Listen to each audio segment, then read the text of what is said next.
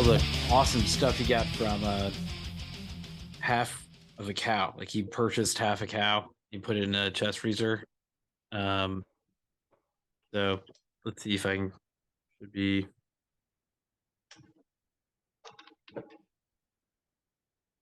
said it was around $2,300 for half a cow. Yeah, would be interested to do the math and like figure out like what it comes down to like per mill. So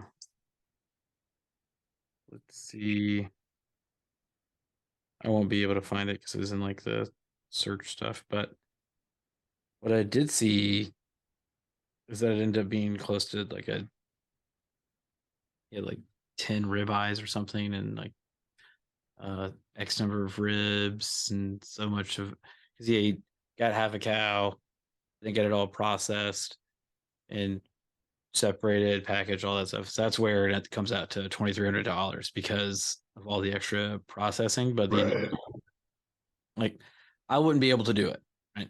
Like, I could not butcher half of a cow because I don't know how. Right. Like I would waste so much meat. Like it would be worthless. Yeah. So that is obviously cost savings that I would not get from processing half of a cow that I purchased. Uh, but I know some people back in Indiana that they go in on dividing a cow four ways between them and a couple of their siblings and their parents. So they each get a quarter of everything. Um, and she said it's totally worth it. She's like, it's totally worth it. Like Yeah, if you have a place to store it, that's my thing. Is I don't have like a big like chest freezer or anything, so she had it. there's no So way. she got you seen the chest freezer that I have. It's like a seven Yeah, thing, and she said she got one of those and it still had room left over in it after the oh, quarter. nice. But she said it's just like the problem is that it's just all stacked up in there. So you kind of she had to make a tally sheet to determine what's left and what has been taken out. Right, you're just like constantly just like deep diving down to the freezer, going, I know we have one more Yeah. ribeye left. I know there's some neck in here somewhere. Like how do I find that?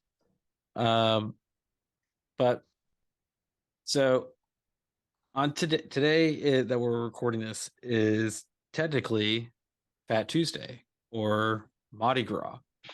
Um, and I thought, what better way to think about Fat Tuesday than to think about what comes after that, the fasting time.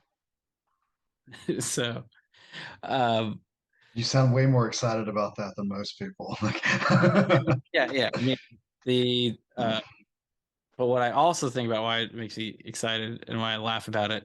Do you remember in the first Deadpool movie, the long extended scene of when they're finally together and it's like the different things for each holiday, right.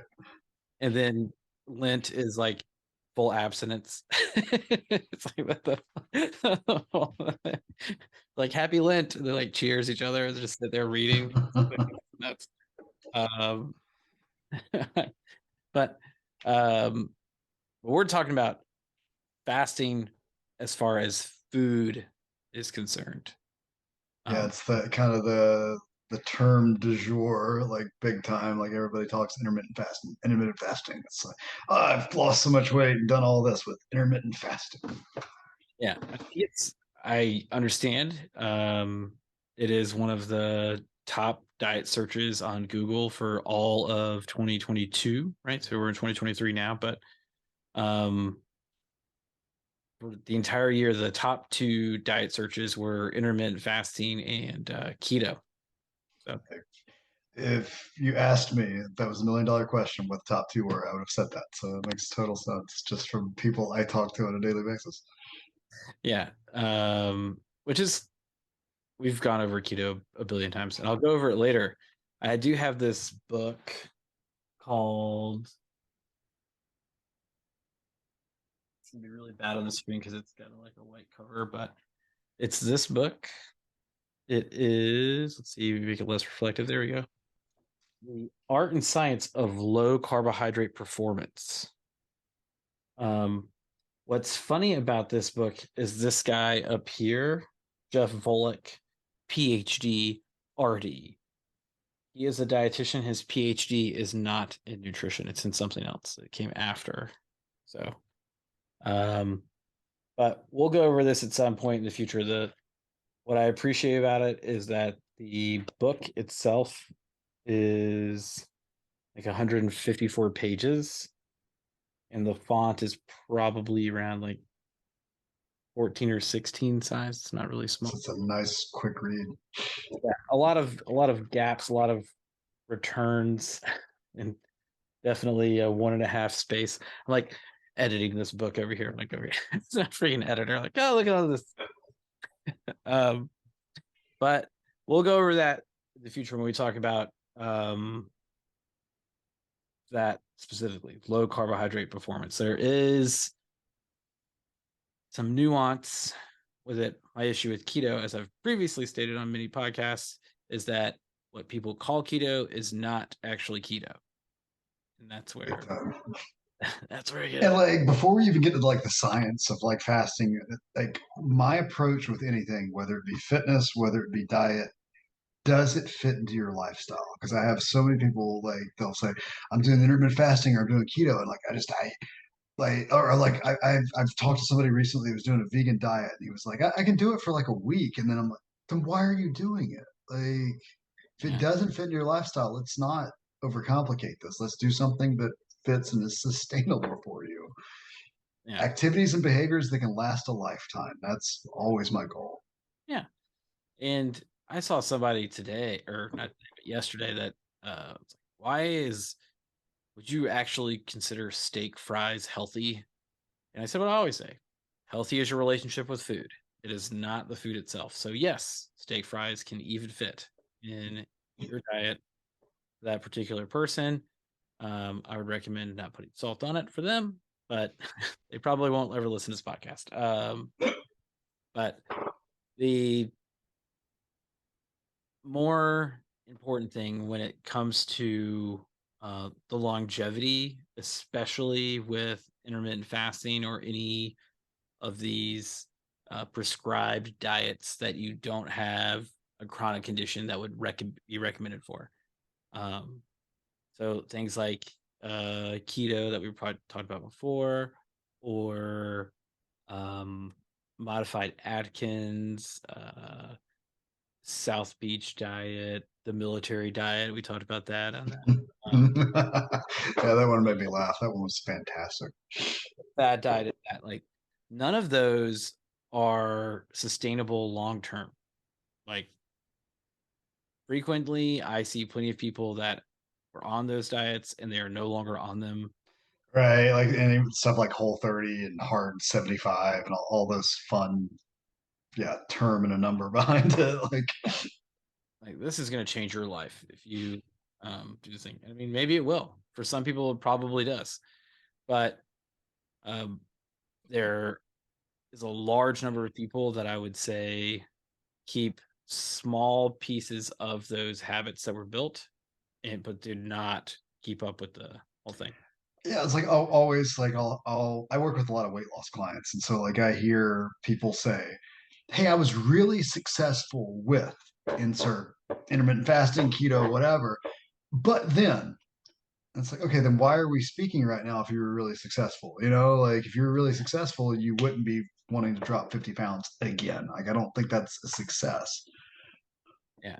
I talk about the same thing with many people. And I see a lot of people trying to say it nicely. I see a lot of people like somebody today told me, they said, um, if you lose it fast, you gain it back fast and then some. And so I see a lot of people that were successful on a restrictive diet plan that lost a substantial sum of weight, then gained it all back very quickly when they stopped following that plan, and then gained a little bit more. And like, that's what I always ask people, like, what's kind of the why behind it? Like, if I've got like a photo shoot and I want to look super lean in like the next couple of weeks, awesome. I can do this drastic diet and dehydrate myself and cut my carbs to zero. And but if my goal is to reduce body fat, reduce weight, and keep it off, like that's not a good sustainable approach. Yeah. So that's kind of where the fasting comes in. There are a lot of misinformation pieces around fasting. Big time. There, the keyword that I've been seeing a lot is um, autophagy, right? So AUTOPHAGY.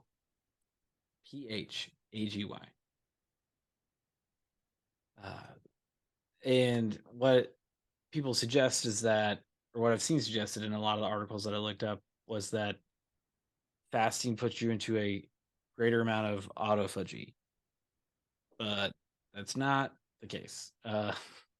Autophagy, by definition, is a process by which a cell breaks down and destroys old, damaged, or abnormal proteins and other substances in its cytoplasm, like the fluid inside of a cell. And the breakdown products are then recycled for important cell functions, especially during periods of stress or starvation. Okay. So you eating less and somehow pushing yourself into this state where your body would need to break down other things in order to supply itself with what it needs. If that actually occurred, is not good for you.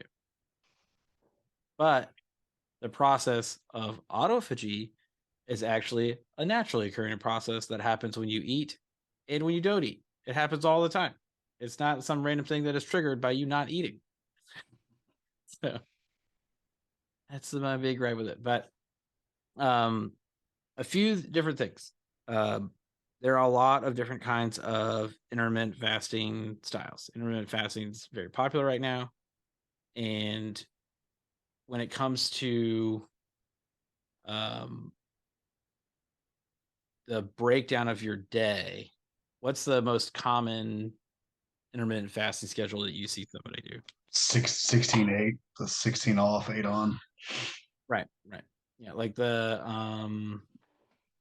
what's it, like the 5-2. I see that a lot where there's this narrow window, the 2 hours, off for 5, 5-2, back Right. and forth kind of thing. Like so you have like two eating quote unquote windows in a day. Um, Yeah, the most common one I see is like 16 to 8. And I've even seen people that do like one meal a day. Like, that's not, and again, going back to what I said initially, like, does it fit in your lifestyle? Like, that sounds awful to me.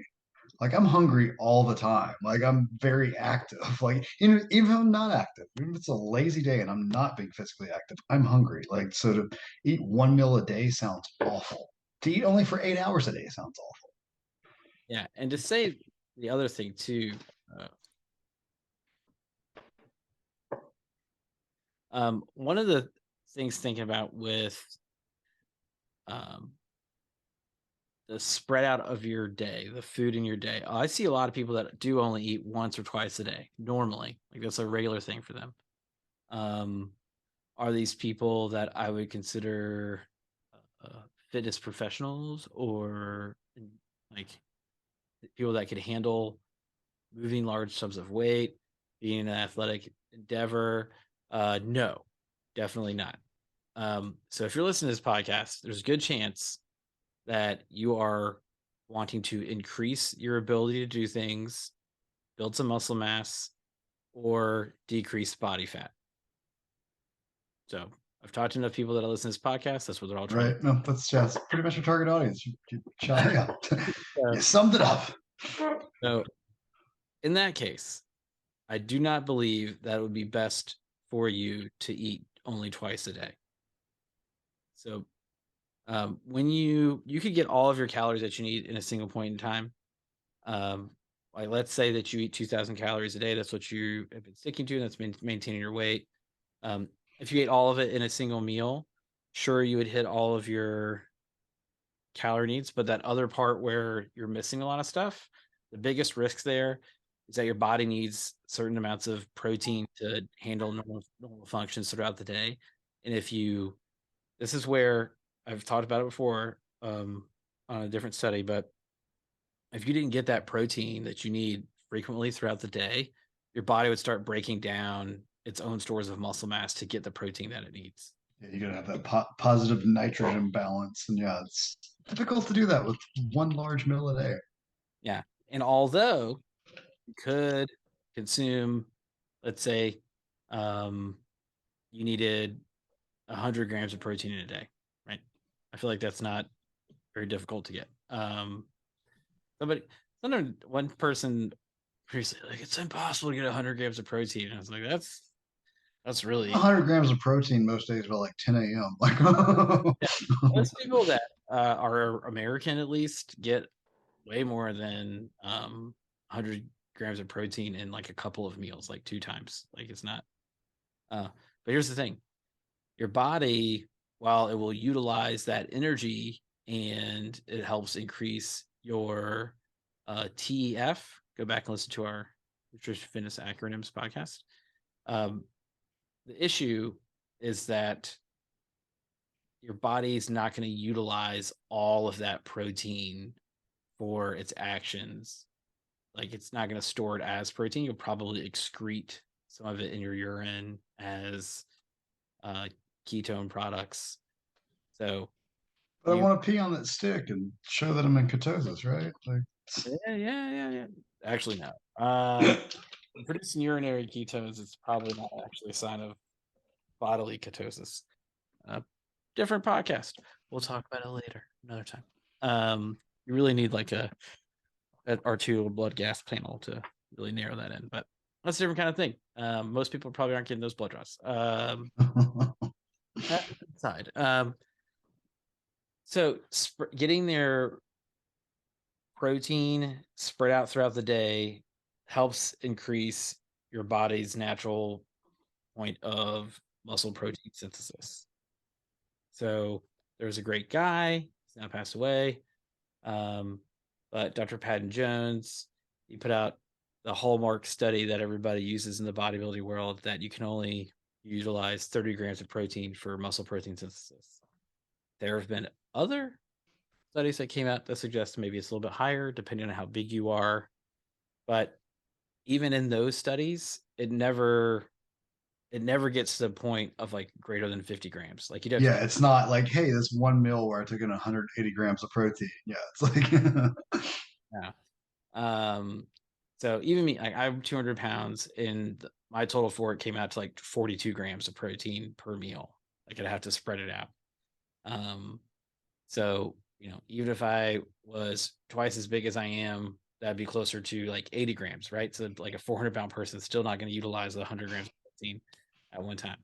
Um, so if you were intermittent fasting, um, and you're doing it for any long period of time, the I wouldn't recommend it, first off, but the biggest thing I would suggest is making sure to break up your intermittent fasting time with some kind of punch of protein in there. Like even if it's like a protein shake where it's a scoop of whey protein and water, or um like a protein bar, couple hard boiled eggs or something, just something to make sure that you're getting protein in during your daytime to help balance out that nitrogen balance that Matt was talking about. Nitrogen, as far as a food product, only comes from protein sources. So helping to break that up in that day is going to be the best thing that you could do to help at least preserve as much of your muscle mass as you can. But when it does come to fasting, and now that we're moving into Lent, Matt, are you giving up anything for Lent? I'm not. The most brutal one that I ever did was years ago. I gave up alcohol for Lent, and that was fun. And then yeah, and Terrible on decision. with three days left of Lent, I blew out my ACL. So that's always like in the back of my mind. It's like, and I always joke that like my body was so weakened by not having any alcohol that my ACL was weakened, and that's why it happened. Which of course is not true. But I've given up caffeine before for Lent, which sucked. Yeah, like anybody knows me knows I'm not like super spiritual, super religious. Like I just always like the idea of just like giving stuff up, like of just the willpower behind it. But no, not planning on giving up anything this year. Yeah, I was thinking about it, and what I normally, or not what I normally do, but what I have done in the past is give up music that I can control. Like I can't listen to music like kind of willingly. Like I don't just play music in the background. I don't play music in the radio. That'd be easier for me, like in your situation where you work out in a home gym. Like I could work out without music if I was in control. Like if I could have the silence. I love the silence. Yeah, listening to the BS that I hear in a commercial gym, I could not. Yeah. Speaking of silence, some people will consider this blasphemous, but I do think that the Disturbed Sound of Silence cover may be better than a Garfunkel Sound of Silence. So I do enjoy it. I don't know if I yeah, I agree with that. But said maybe. I didn't say that it is. I said it's a close competitor. It's not like a um outright better version. Like Johnny Cash's Hurt, outright better, in my opinion, than the original. and like if Trent Reznor says that as well, like it ceases to be an opinion, I guess. But and as much as I love the Johnny Cash cover, like I still, to me, the Nine Inch Nails version is it. Like, Um let's see. like I love Bob Seger, but yeah, the Metallica Turn the Page cover maybe up there as well. Let's see. Uh Jimi Hendrix. Pretty much every one of his covers better than the original. Yep. Yeah. No. All right. Yeah. Well, I'll agree with that. Yeah. So, and ranking of covers to covers, those are the kind of things. But um, for those of you out there listening, um, are you or have you practiced intermittent fasting to try and achieve a goal? How long did it last for you? How long were you able to stick with the intermittent fasting? And what did you think went well? And what did you think didn't go so well? Let us know. Check us out at franchisenutritionfitness.com. Check us out on social media platforms. Let us know what about it worked for you and what didn't work for you. We'd love to hear about it. Like we say every week, maximize every bite, Maximize every rep. especially if you're fasting. I was gonna say it's hard to maximize every bite if you only have one meal a day. Difficult.